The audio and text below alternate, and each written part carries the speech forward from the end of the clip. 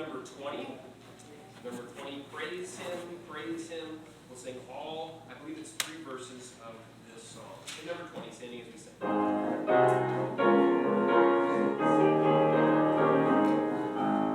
Praise him, Jesus our blessed Redeemer. Sing o'er his wonderful love proclaim. Hail him, highest archangels in glory. Strength and honor give to his holy name. Like a shepherd, Jesus will guard his children. In his arms he'll carry them only home. Praise him, tell of his excellent greatness. Praise him, ever in joyful song. Praise him, Jesus our blessed Redeemer. For our sins he suffered and bled and died. Be our rock, our hope of eternal salvation.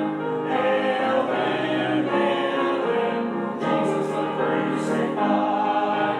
Sound his praises, Jesus can bore our sorrows. Love unbounded, wonderful, deep and strong. Praise him, tell of his excellent greatness. Praise him, ever in joyful song. Praise him, Jesus our blessed Redeemer.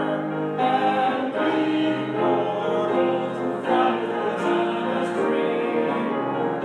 Jesus Savior, reign forever and ever. Crown him, prophet and priest and king. Christ is coming, over the world victorious. Power and glory unto the Lord belong. Praise him, for his excellent greatness. Praise him, ever in joyful song. All right, let's open with a word of prayer. Lord, we're thankful for the opportunity to be able to praise you. I thank you that there's much to be able to praise you for. The fact that you sent your son to die on the cross for us. The fact that you work in our lives and your mercy is new every morning. And Lord, I pray that you help us to praise you not just here in this local assembly, but also as we go out to the different places that we visit in our neighborhoods, with family, friends, and loved ones. Pray that you help your praises to ever be on our lips, we ask. In Jesus' name, amen. All right, you can be seated. And we'll turn over to hymn number 486. Hymn number 486, Through the Valley. We'll sing all the verses.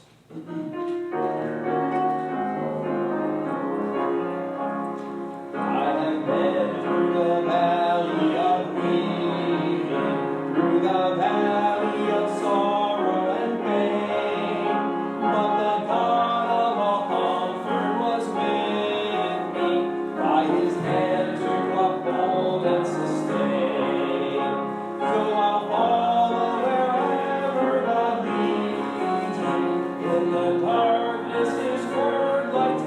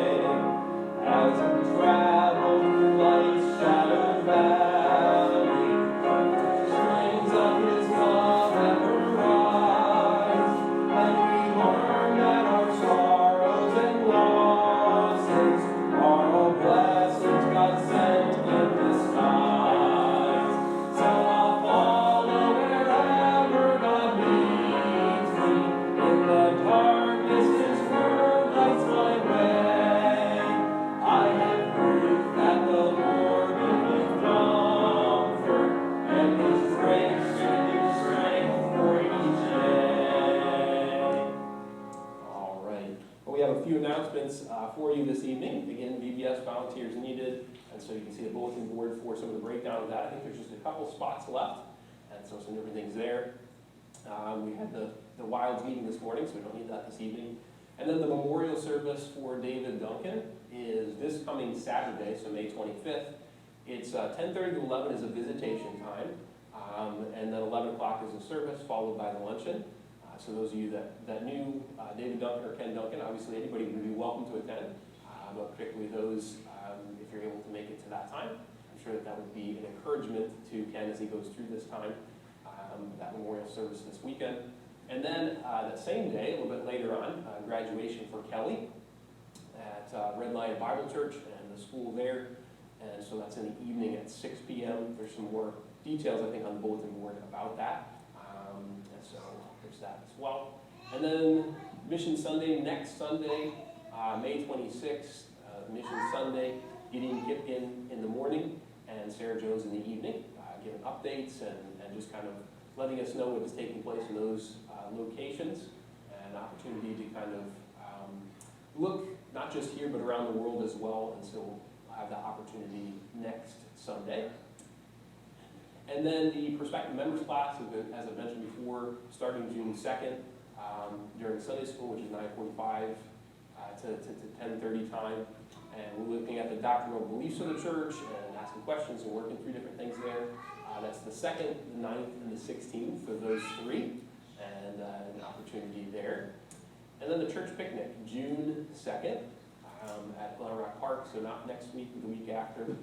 Looking forward to that time. The bulletin board has more details and some sign-up, different side items to be able to bring. But no evening service that Sunday, so just note if you would. So the opportunity there. And then also that's the day that junior church is going to be starting, right? The 2nd. So the 2nd in the morning, junior church is starting during the morning service, and so just note that for the summer. So that'll be there. And then the bridal shower is June 7th for Sarah, and at the Spearman's Railroad Church building. Okay? I think that's it for announcements. We can go ahead and stand, and we'll turn over to hymn number 144, where you can follow the words on the screen there. It really is, I think that's all the words to the song. It's just a small chorus, but hymn number 144, we'll go ahead and stand as we sing, He Owns the Cattle. He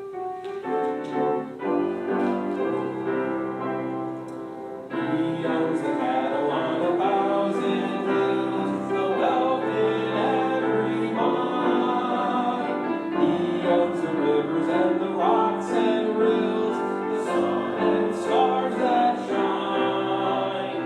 Wonderful riches more than tongue can tell.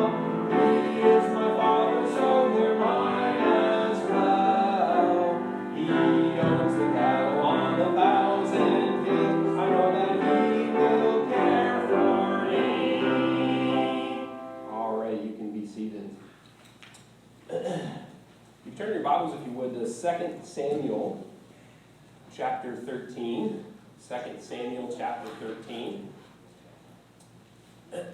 And I'll get over there. I want to kind of start us with thought on what exactly we're going to be talking about, but before we start with that, I want you to evaluate this statement. So biblically evaluate this statement. Is it true or false? Why not? And feel free to give a little interaction as well for this, but evaluate this statement. Here's the statement.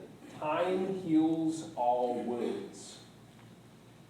Time heals all wounds. So is that a biblically correct statement? False? Why or why not? Yes, no. I'm not going to make you vote. You should have voting if you think it's right to do. Time heals all wounds. So is that a biblically accurate statement?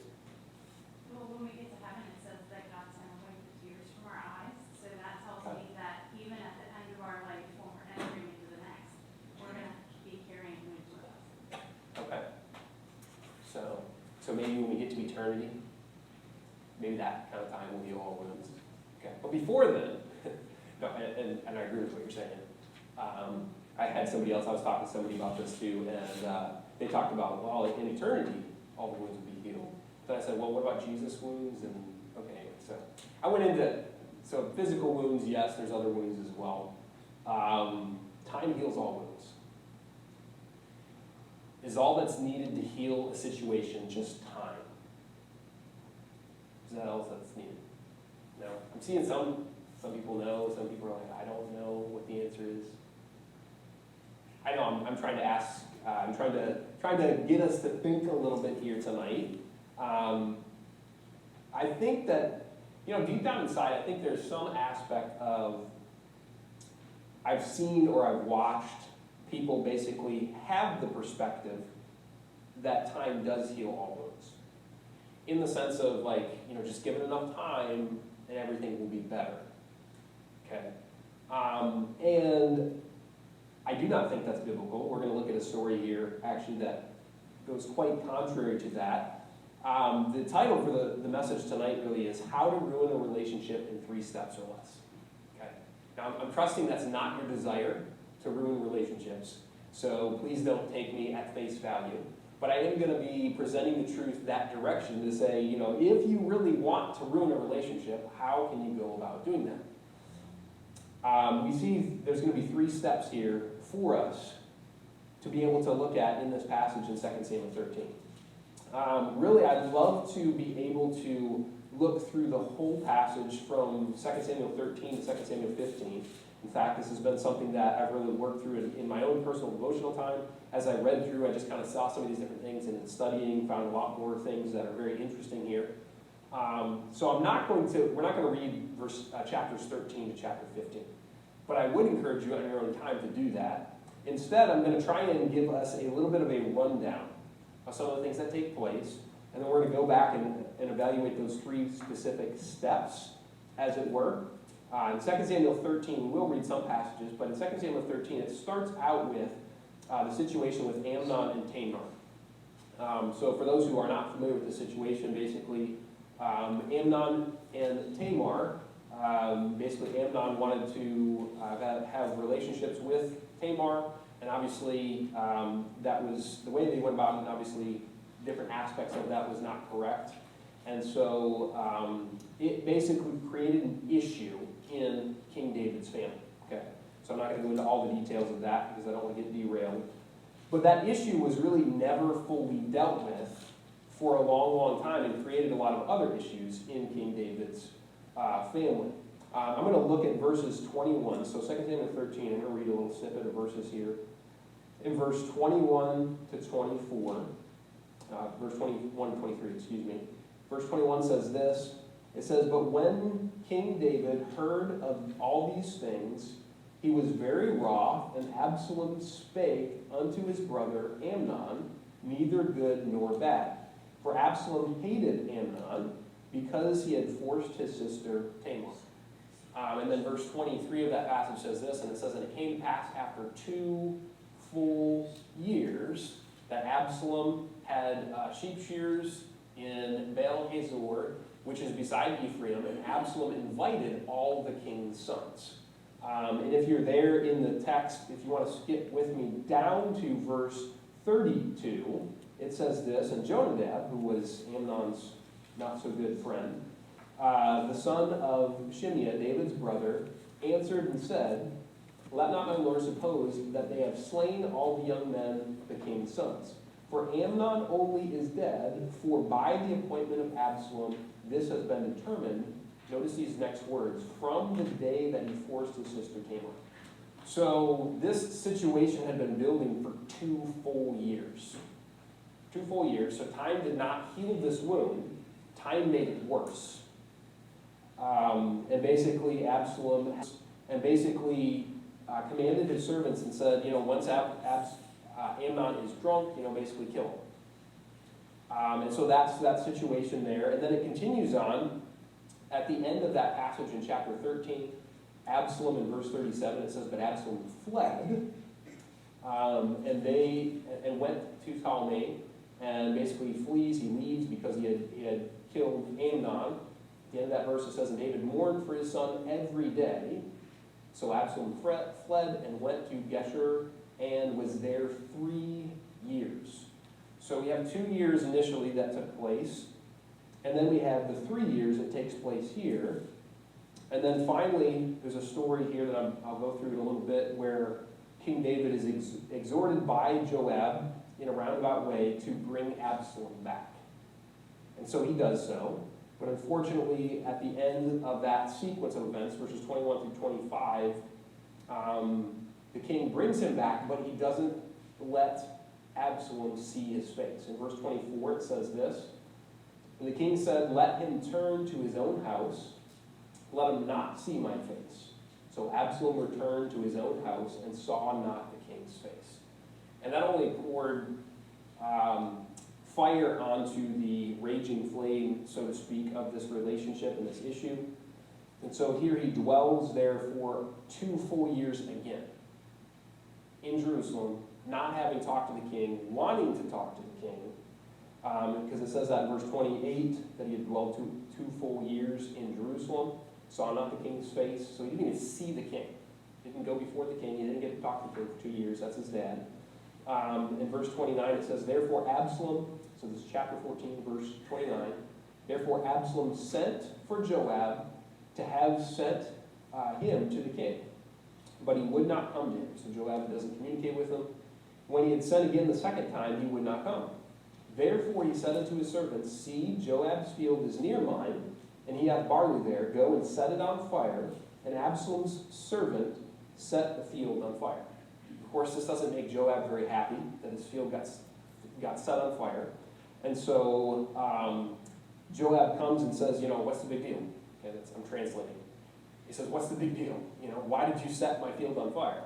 And so Absalom then, in verse 32, answers Joab and says, "Behold, I sent unto thee, saying, Come thither, that I may send thee to the king to say, Why am I come from Geshur? It has been good for me, it would have been good for me to have been there still. Now therefore let me see the king's face, and if there be any iniquity in me, let him kill me." And so the king finally gets to see Absalom. Absalom finally gets to see the king. That doesn't really even go very well, because shortly thereafter, in the beginning of chapter 15, Absalom gets frustrated with this, and so he starts to sit in the king's gate, and he waits for the Israelites to come, and he says, I would hear your causes. If I were king, I would do this, and if I was king, I would do this. And he starts to basically sit in the king's gate, and as it says in that passage, to basically take the hearts of the people away from King David, okay, by doing this. He was intentional in what he was doing, because a couple years after that, he basically starts a revolt against King David, and King David has to leave. So, again, as I've said, I'm just trying to give you a brief summary of these events. I wish we could take the time to read chapters 13 through chapter 15. It would take a significant period of time. I would encourage you to do so on your own, but we're just going to hit some of the highlights here of this story. And it really is a very, very sad story to me, because the relationship that could have perhaps been repaired in different times, it kept going wrong, and so because of that, the relationship was ruined to the point that Absalom wanted to take over the throne. King David has to leave, and eventually there's a battle that takes place where Absalom dies because of this. Now, understand that all of this does take place because in chapter 12, God said that the sword wouldn't depart out of his house. There'd be different things that took place because of what he had done. So some of it is reaping what he's sown. As King David sows, so he reaps.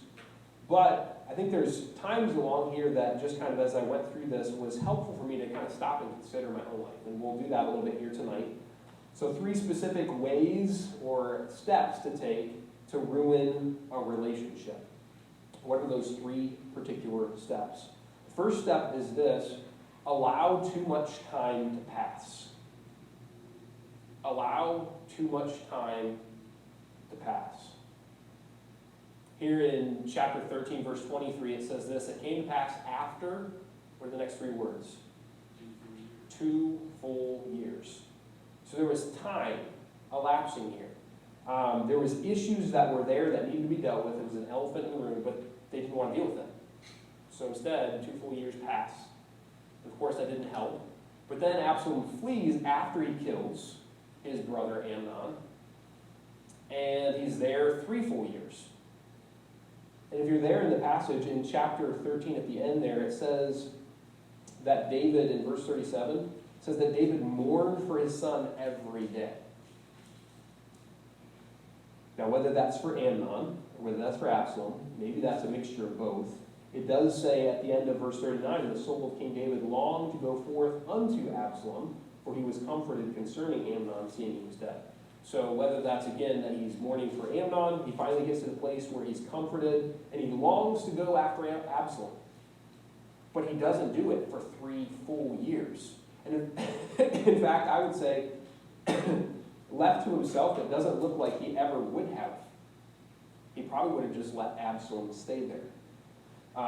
There's an interesting story in the beginning of chapter 14, going through to verse 20, where Joab basically sends a woman. He basically has this woman go before the king and make up a story about her son and the relationship there.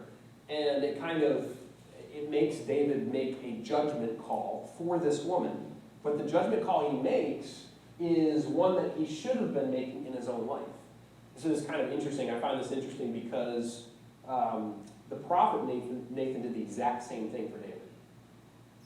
In chapter 12, he gives him a story, and he basically says, hey, there's this little shepherd that has one lamb, and this other shepherd that has a whole bunch of sheep. And when his friend comes, he takes the sheep from his neighbor that's like basically his pet. And of course, David gets incensed by this. He's angry, and he says, man, how in the world, why would you do that? And of course, prophet Nathan then says, you're the man that did this. And so that happens twice here in David's life, and it's an interesting set of events. But he allows time to pass. Finally, he brings Absalom back because of this. But then Absalom dwells in Jerusalem for 2 full years without seeing the king. So I don't know how this worked.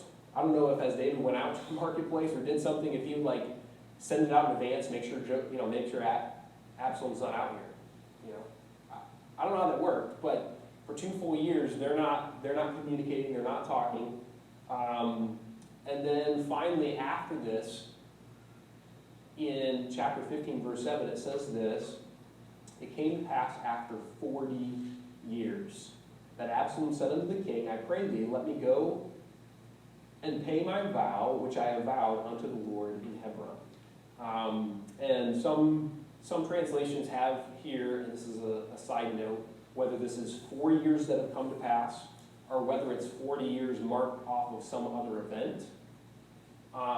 Because this wouldn't work chronologically with the fact that King David only reigned for 40 years, and Absalom was born early in that reign, so it wouldn't work that way. So I'm not going to get into the details of this, but basically I would say a couple of years have passed clearly from this other event yet again. And so time is elapsing. And I ask this question to say this is, how much time is the right amount of time when there's an issue that needs to be dealt with? How much time is the right amount of time to let transpire? At the end of the day. Okay, as little as possible, I think is what you were going to say. Okay, you said by the end of the day? All right. But not the sun go down. Okay, then that's the sun go down upon your right. On top of the bed there, Okay. Any other thoughts? I mean, how much time, can I ask this question? Can we be a little transparent tonight? How many of you would say, I have a quick temper and sometimes I need a little bit of time to kind of stop and think through it before I say something? You say, that's me. Okay, all right, that's some people. How many of you would say, well, I'm not quick temper, maybe I'm the kind of person that instead of being quick temper, I would be okay to just kind of let it lie, just kind of leave it alone. How many of you would say that's me?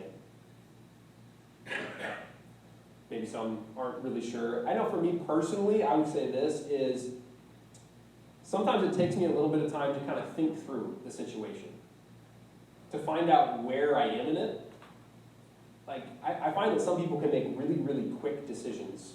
And while I seem sometimes to make really quick decisions, it usually requires a lot of thought before I make that decision. Some people can do that a little faster than others. Some people, as Proverbs says, talks about a fool gives full vent to his anger. And it is good to kind of take a little bit of time to say, you know what have I done right? What have I done wrong? How do I need to go through this situation? But, as somebody already said in Ephesians 4, it reminds us to be angry, to sin not, but it says, let not the sun go down upon your wrath. So I have this question then, if it is 11:59 at night, and you get angry, does that mean you have 1 minute left to deal with that situation? Yes. Somebody had to say it, right? Okay. Now, I would say that this is it clearly is setting forth for us a principle. And I think the principle here is obviously quickly, but clearly I would even go further than that and say, if humanly possible, deal with it within 24 hours. If humanly possible, deal with it within a 24-hour period. Can I ask the question, why? Because the longer you dwell on it, the more it intensifies and builds more wrath or anger. It festers. Okay, festers, sure. Any other thoughts? You have something you're gonna say? No, not gonna say it, okay.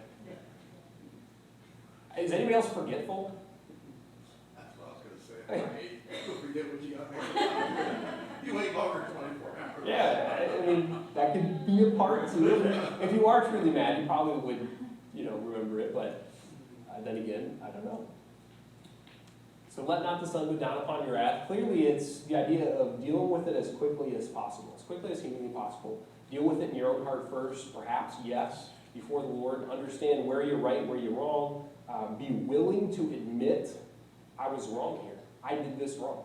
Without trying to say, like, you did this wrong, and that's why I got angry. That's really not the way to go about it, but oftentimes it feels a lot better for all of us. We kind of shield ourselves that way. So clearly deal with it quickly. The next verse is very telling because I think it goes with this one grammatically and other ways as well. It says, neither give place to the devil. Now, I can't tell you I know what all that means. I mean, I can kind of try to explain it. But clearly here, there's an aspect of if we allow anger to fester, we're giving the devil an opportunity to work in our lives. We give him an opportunity. It's kind of like at night. How many, well, don't raise your hands. I was going to say, how many of you lock your doors at night? Okay. But I don't want to know. Okay, so you probably lock your door at night. All right, let's just assume. I'm going to assume, rather than anything else, that you lock your door at night. Okay, I go to bed. As I go to bed, I lock the doors. Okay, I check the doors, all that kind of stuff. But why am I checking the doors? Because I don't want somebody to come in at night, right? Okay, I'm locking the doors for a reason, because I want to keep something or someone out. In our lives, if we don't deal with anger correctly, we actually leave the door open. Could you imagine going to bed and not just leaving your door unlocked? Okay, maybe some of you do that, but leaving your door open. Like wide open. Just the door, is right there, it's sitting open, maybe even prop it open. You say, well, maybe it was really hot that night. Okay, somebody's going to use the illustration wrong. But can you understand what I'm talking about here? If you leave that door open, it gives an opportunity for somebody. I think that's what this passage is talking about. We give an opportunity for the devil when we don't deal with anger correctly. And that is correctly, first of all, meaning in the right amount of time. So number one, if you want to ruin relationships, allow too much time to pass. Just let it go, rather than dealing with it. So that's the first one. The second one I'm going to give you is number two, avoid the issue altogether. Okay, this is kind of like allowing too much time to pass, repeated forever. Avoid the issue altogether. Perhaps pretend like it never happened. I mean, we all do this different ways, right? Some people are just like, well, it never happened. That's not really healthy. If something happened that needs to be addressed and take place, we need to address it. Could you imagine I remember one time I broke my arm. I've broken a lot of bones, but I broke my arm, and I had a little spot basically that was like almost down to the bone. Like I saw something white in there when I looked. I don't know if it was my bone. I know, it sounds really disgusting. Okay, so I don't know what happened, or I still don't really know fully to this day. I like flipped over my bike handle and did all this kind of stuff. Anyway, but when I went to the doctor, you know what they did? They were really mean. They didn't just cover it over. Guess what they did first? They cleaned it. They went inside. They were picking around in there, pulling stuff out. I don't know what they were pulling out. Just making sure stuff wasn't in there or whatever, fishing around. And I'm like, can you not see I'm in pain here? I'm like, I got blood all over me and blood's running down as you're doing this stuff. But you know what they were doing? They were actually doing something that's very, very important, right? You don't just put a bandage over a deep wound like that and just hope everything is okay. You don't just ignore the issue. You have to deal with it, biblically and right. So don't just avoid the issue altogether. Unfortunately, this is something that I think they've gotten to the pattern of doing. 2 Samuel, if you're there, chapter 13, verse 21, it says, "But when King David heard all these things, he was very wroth." So he was really angry. But my question is, what did he do about it? And the answer, if you look at the text, is nothing for 2 full years. Nothing at all. In fact, the next verse says, "Absalom spake unto his brother Amnon, neither good nor bad." So Absalom's frustrated and angry with Amnon because of what he did, and he didn't speak anything, either good or bad.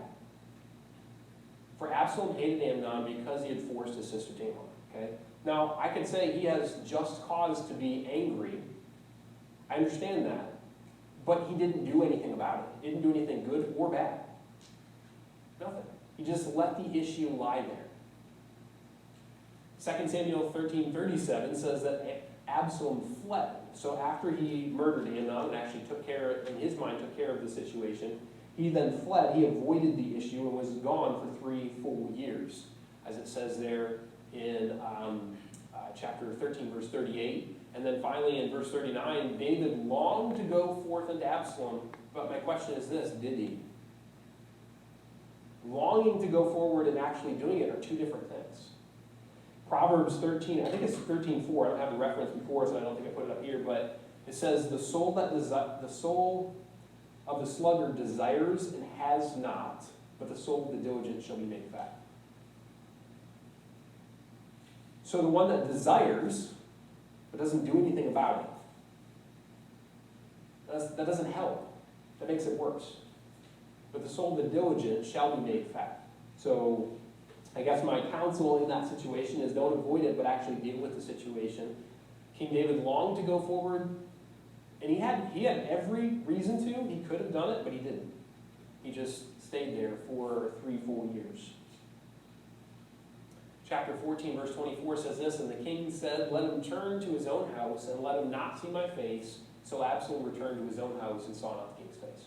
I'm sure this probably made David feel a little better that he had brought Absalom back, but the issue really was not dealt with. He had only just submitted to Joab's counsel, and that was it. He did the bare minimum, and he just stopped. He's like, I don't want to see Absalom. It's going to remind me of Amnon. It's going to bring up feelings. I'm going to get frustrated with whatever the reasoning here. He says, I don't want to see his face. Sad, but that's what happens. He's avoiding the issue. Matthew 5, so let's go into what Scripture talks about with this in particular because it's important to be able to actually resolve things. Not wanting to be in somebody's presence means something is wrong. I'll just say it. If you don't want to be in somebody's presence, it means there's an issue. Maybe the issue is on your side. Maybe the issue is with them. Or maybe it's just a misunderstanding. But can I say it this way? Something has to get resolved. Something has to be dealt with. Going through life avoiding people is really not the way to live. Now, sometimes people remove themselves from your presence and there's not much you can do. You only can deal with your side. Okay, I understand that. But if there's an opportunity and the ability to be able to reconcile, then I think we ought to be able to do that. So sometimes we're just avoiding the issue altogether. Well, Matthew 5:23 says this. It says, "Therefore, if thou bring thy gift to the altar, and there rememberest that thy brother hath aught against thee, leave there thy gift before the altar, go thy way, first be reconciled to thy brother, and then come and offer the gift. So if there's issue with somebody, between yourself and somebody else, and this is something where you know somebody else has something against you. So somebody else has a grievance against you, you know it's there. This is not guesswork, this is, you know there's something there. So then you are the one that's supposed to go and be reconciled. You're supposed to go and seek that person out. Sometimes, again, people are in the stages, perhaps they're hurt, they're frustrated, they're angry, they have to work through things. You try to seek them out on your side. If they refuse, then there's not much more you can do, but at least you're trying to do what you're supposed to do. Does that make sense? Now here's the flip side of this though, Matthew 18. Moreover, if thy brother shall trespass against thee. So this is if somebody does something against you. Go and tell him his fault between thee and him alone. You know, that is probably the scariest thing. Go and tell him his fault between thee and him alone. Go talk to him. Now I would challenge you, encourage you to say, Lord, please give me your love. Please help me to be humble and to recognize, I'm wrong in this too, and these are the places I'm wrong. But it does say to go and tell him his fault. Can I ask you this question? Why do you think God says this? God obviously knows infinitely more than we do. But can we just think for a moment here, why does it say, go and tell him his fault between thee and him alone?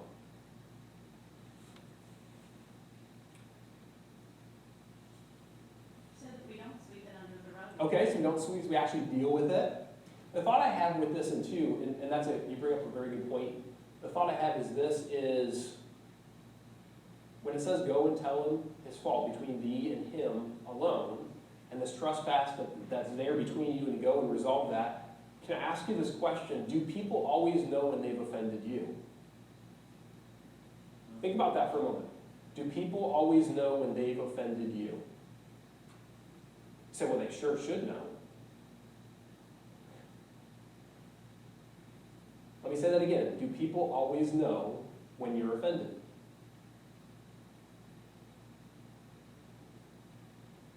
None of us really read minds. I think I just need to state that. So if there's an issue, you have to bring it up.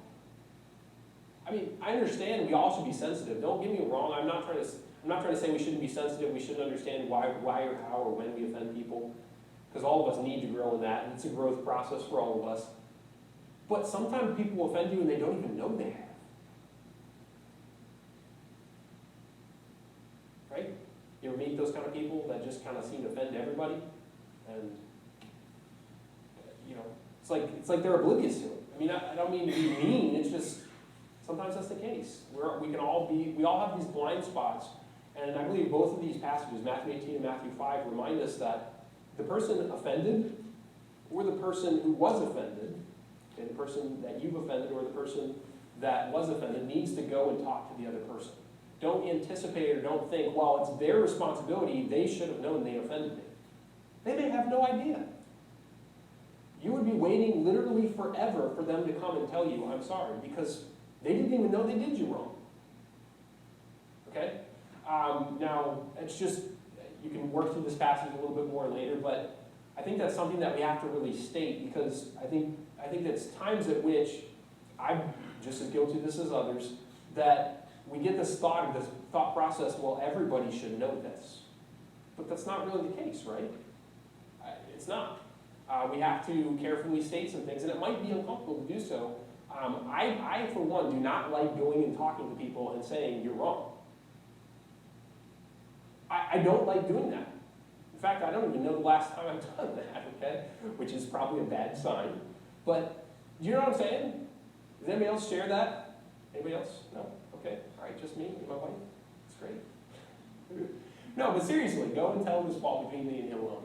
This, going and telling somebody you've offended me is actually a loving thing to do. Now, it may be that the way in which they've offended you, is not really a valid way, okay? But you're not really going to know that until you work through the issue. And if you're not willing to bring it up, they may never bring it up because they may not know about it. Okay? I don't mean to make it complicated, but all that to say this, don't avoid the issue. So here there's a dealing with it, there's going and talking, there's taking to others, etc. There's a process there. In Ephesians 4:29, it says this, let no corrupt communication proceed out of your mouth. Some people need to work on that first part. Don't say something you shouldn't. Curb your anger, whatever. But some people have to work on the second part, which is this, but that which is good to the use of edifying. So God tells us here you have to say something, but it needs to be the right thing. Do you understand what I'm saying?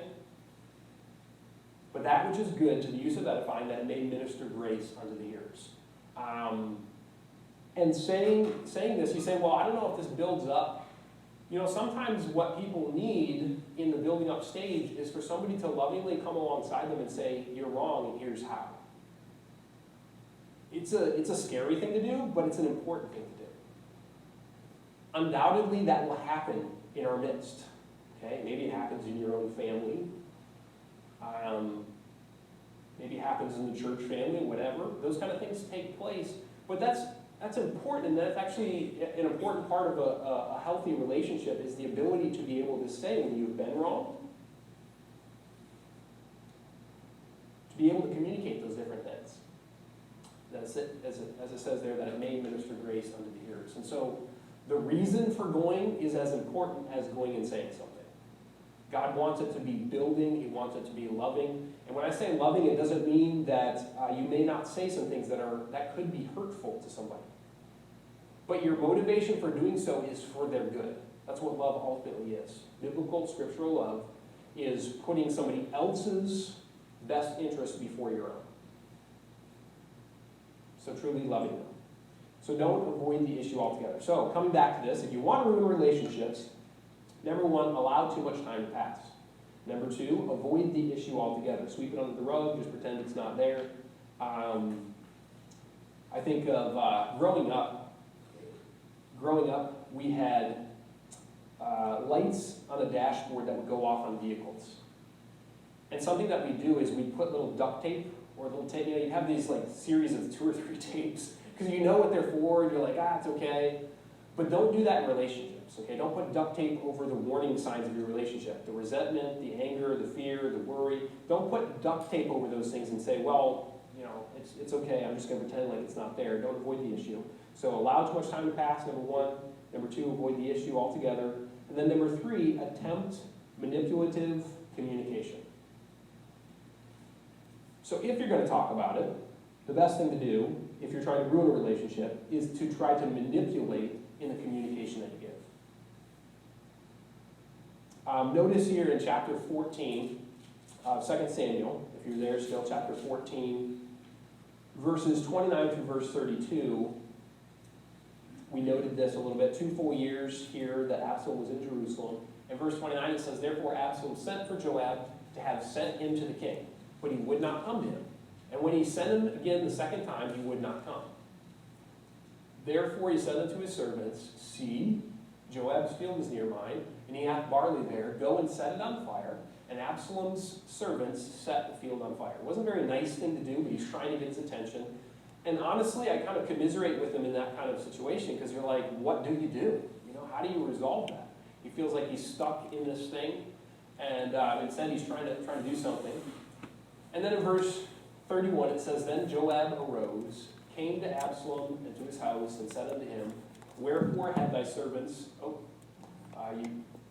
there you go. Wherefore have thy servants set my field on fire? Okay, well, we lost that. So the rest of that passage, says this. In verse 31, you know, he comes and he says that. In verse 32, it says, Absalom answered Joab, behold, I sent unto thee, saying, come hither, that I may send thee to the king, to say, wherefore am I come? It hath been good for me to not have been here before. You know, basically he's like, why am I even here?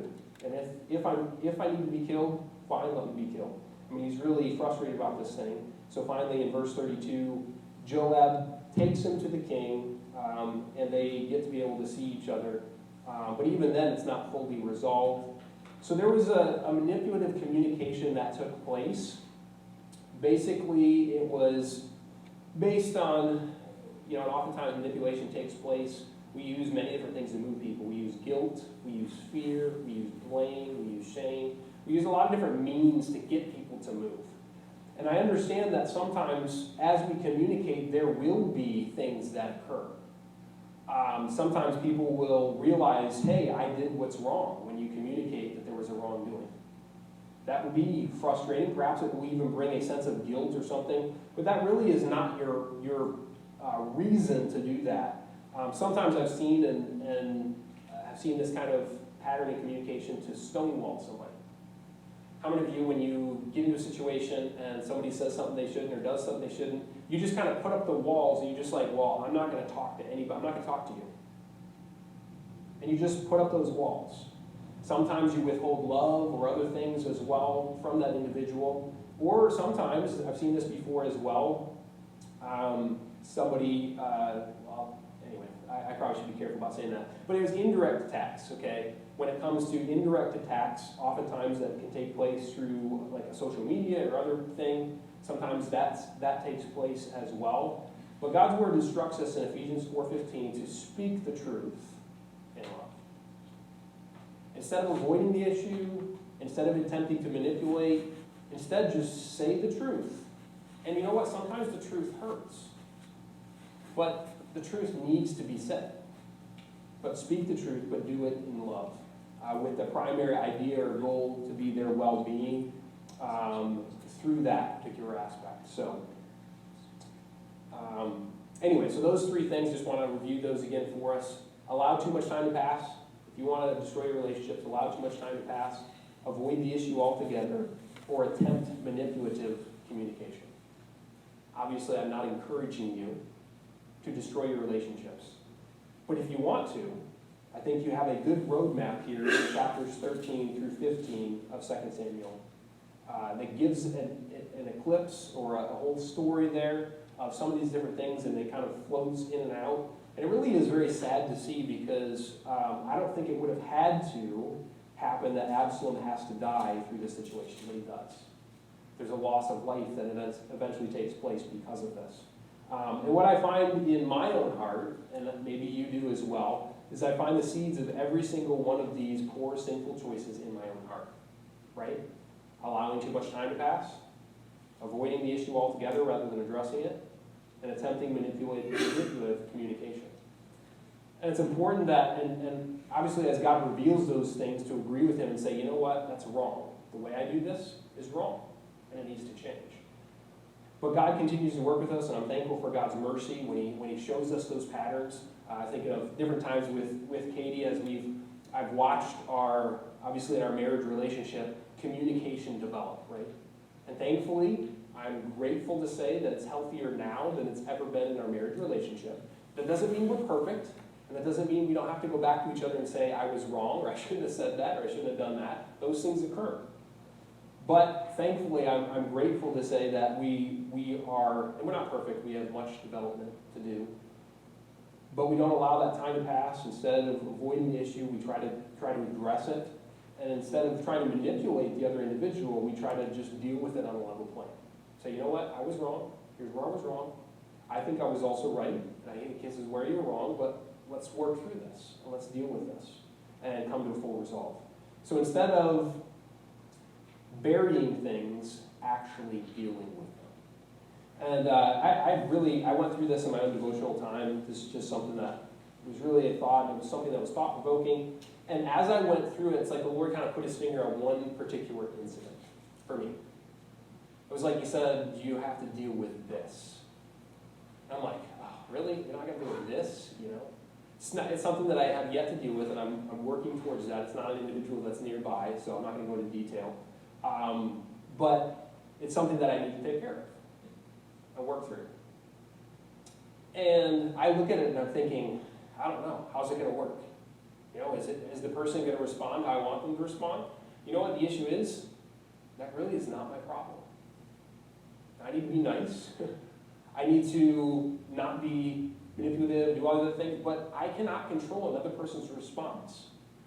All I can do is, by God's grace, try to put into practice what his word says. That's it. That's where my responsibility ends. I can pray for that person, and I ought. I can try to do them well. But it's important that we deal with these things rather than just sweep them under the rug. So maybe it is for you tonight, and I bring that specific situation again. I'm not giving details because you don't need to know the details. But to tell you that as I work through this, one particular instinct came to mind for me. And I'm asking you the same question tonight. As I work through some of these things, is anything coming to mind for you? Maybe there's something that comes to mind and you're like, I need to deal with that. It's not going to be fun. It may not end like I want it to end, but you know, the honest truth is, I need to, by God's grace, follow God's instruction and put that into practice. I trust that it'll be helpful for you as it was helpful for me, and that we'll put into practice what God wants us to be able to have the benefits that God wants us to have. Let's go to the word of prayer. Dear Father, I'm thankful for the opportunity to look through your word and to be challenged to move forward in one particular area of my own life. And Lord, I pray that you'd help perhaps the simple things that we talked about here tonight to challenge and encourage others as well to do the same. Perhaps there's areas in which you're working in others' lives. Pray that you'd help them to commit that to you even now and to covenant before you to be able to deal with that, put it into practice, and to do it quickly, not to put it off. And Lord, I pray that you just minister to people's hearts, that you would help us all to be more like you in dealing with these very things, we pray. We thank you for it. In Jesus' name, amen. All right, I guess we can close. You have it there. So we're going to have to use the hymnals. We've reverted back to the Stone Ages here or whatever. 376, I think is the, 375, excuse me, is the number for us that I looked at ahead of time here. 375, we'll go ahead and stand and sing. We're just going to sing the first and the fourth verses. And really, you can sing it even as a prayer of, Lord, help me be like you, because God deals with these things correctly, and we often put things off. Okay. First and fourth.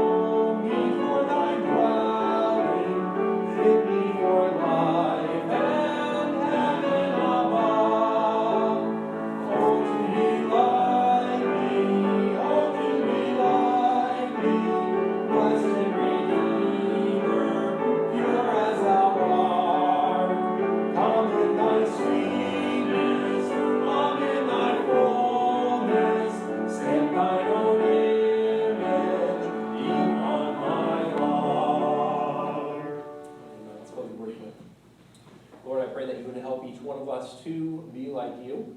I pray that you show us those areas in which we fall short, and that we would instead just depend upon your grace and follow the leading of your word through the Holy Spirit to be able to apply those truths in our life in the way that would please you, we pray. We thank you for it in Jesus' name. Amen.